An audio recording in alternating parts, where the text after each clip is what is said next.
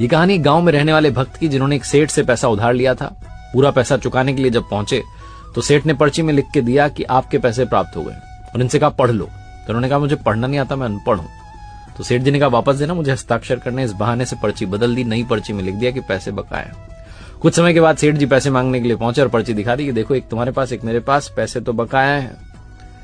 इस व्यक्ति को समझ में आ गया कि सेठ जी ने खेल कर दिया। कोर्ट में मामला पहुंच गया। जज साहब ने कहा सबूत क्या है? तो इस भक्ति ने कहा कि वहां ठाकुर जी मौजूद थे, उनके सामने मैंने पैसे दिए थे। जज साहब ने कहा बुलाया जाए ठाकुर जी को। तो पुलिस वाले गए पूछने के लिए। गांव वालों ने कहा यहां कोई ठाकुर जी नहीं रहते, मंदिर है बस ठाकुर जी का। जिस तारीख पर सुनवाई शुरू हुई, कोर्ट में आवाज दी गई ठाकुर जी हाजिर हों। कोर्ट रूम में एक बूढ़े बाबा आए, माथे पर चंदन का तिलक लगा था। उन्होंने कहा मैं ही हूं ठाकुर जी। और जज साहब ने पूछा कि क्या सबूत है? तो उन्होंने कहा भेज दीजिए सेठ के घर पर एक आदमी, इनके घर पर तीसरे नंबर की अलमारी में फाइल में पर्ची रखी है, ओरिजिनल वाली मंगा लीजिए।